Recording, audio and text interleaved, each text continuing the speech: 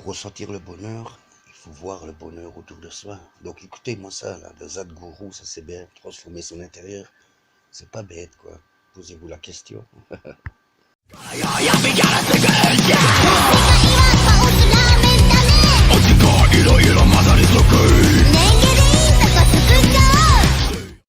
Est constamment à la recherche de son bien-être, n'est-ce pas? Alors, qu'est-ce qu'est le bien-être? Quand vous sentez-vous vraiment bien dans votre vie? Quand vous sentez-vous vraiment bien? Quand vous êtes très heureux, vous allez bien. Même si vous êtes physiquement malade, vous êtes toujours bien, n'est-ce pas?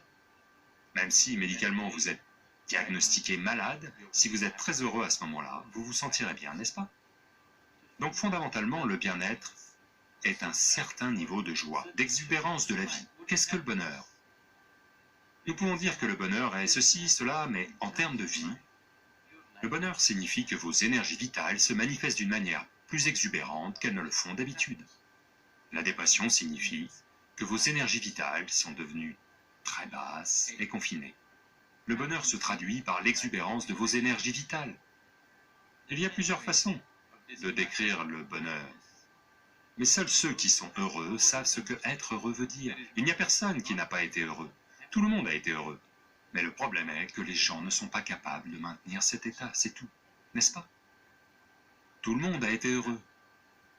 Au cours des dernières 24 heures, combien de moments de joie avez-vous connus? 1, 2, 3, combien? Peut-être pouvez-vous les compter sur vos doigts. Beaucoup de gens n'ont rien à compter.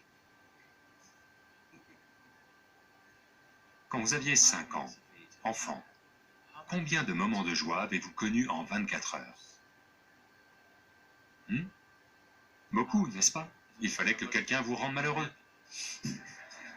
Maintenant, quelqu'un doit vous rendre heureux, non? Toute l'équation s'est inversée d'une certaine manière. Tous ces efforts dans la vie, tout ce que vous faites, avez fait, les études, la carrière, les affaires, la famille, tout ce que vous avez fait, tout n'était qu'en quête du bonheur. Non? Tout ce que l'humanité a fait sur cette planète est en quête du bonheur, n'est-ce pas? Au cours des 100 dernières années, nous en avons trop fait sur cette planète. En utilisant la science et les technologies, nous avons changé le visage même de cette planète. Aujourd'hui, nous avons le genre de confort et de commodité qu'aucune autre génération n'a jamais même imaginé. Oui, ce qu'une famille royale ne pouvait pas s'offrir il y a une centaine d'années, aujourd'hui un citoyen moyen l'a, n'est-ce pas? La plupart d'entre vous ne conduit-il pas un char avec 100 ou 200 chevaux? Oui, même les rois ne pouvaient pas se le permettre. Mais sommes-nous plus heureux pour autant? Nous sommes sans aucun doute la génération jouissant du plus grand confort sur cette planète. N'est-ce pas le cas physiquement? Mais sommes-nous aussi la génération la plus joyeuse? Donc ça n'a pas marché. La science et la technologie ont apporté énormément de confort et de commodité dans nos vies. Des choses que nous ne pouvions même pas imaginer il y a seulement 25 ans sont une réalité quotidienne aujourd'hui, n'est-ce pas? Mais sommes-nous plus joyeux pour autant? Non. Et tous ces conforts et ces commodités ne sont pas arrivés gratuitement. Ils ont coûté incroyablement cher à toutes les autres formes de vie sur cette planète. Oui, chaque créature, des plantes aux animaux, en passant par chaque chose, y compris les êtres humains, ont payé un prix énorme.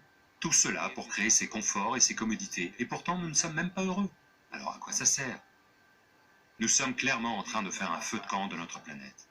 Si ça vous rend extatique, ça va. Brûler la planète, c'est bon. Mais nous ne sommes même pas heureux. Je pense qu'il est peut-être temps de regarder cela d'un peu plus près, non? Pourquoi donc continuer à tout détruire si nous ne sommes même pas heureux? Donc le problème est que vous êtes à la recherche du bonheur.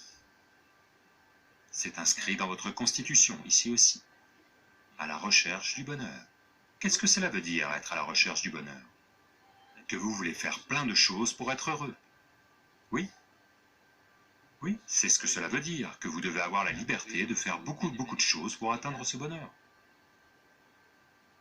Regardez, chaque fois que quelque chose d'heureux vous est arrivé, chaque fois que vous êtes heureux, peu importe le stimulus à l'origine, où étiez-vous heureux, à l'intérieur ou à l'extérieur?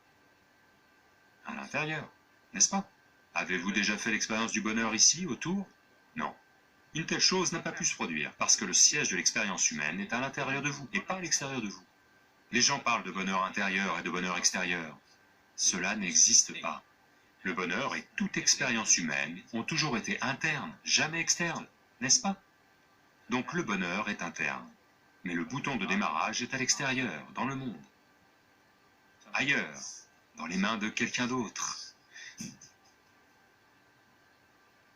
Maintenant, une certaine quantité de gestion intérieure est nécessaire, mais ce n'est pas fait. Quand je dis intérieur, je ne parle pas de votre corps ou de votre esprit. Parce que votre corps et votre esprit viennent de l'extérieur. Regardez, quand vous étiez enfant, votre corps était tout petit, et maintenant il est devenu si grand. Comment? Comment? La nourriture que vous avez mangée, n'est-ce pas? Donc ce que vous appelez comme mon corps est en fait un tas de nourriture. Oui? Pas une façon agréable de vous décrire du tout. C'est en fait un tas de nourriture, ou un morceau de cette planète, n'est-ce pas? Oui? Ceci est juste un morceau de la planète. Là maintenant, vous l'avez assemblé de cette façon et arrangé de cette façon. Regardez, toutes ces innombrables personnes qui ont existé sur cette planète avant vous et moi, où sont-elles? Toutes de la terre arable, n'est-ce pas? Celui-là aussi redeviendra de la terre arable. À moins que quelqu'un ne vous enterre vraiment profondément.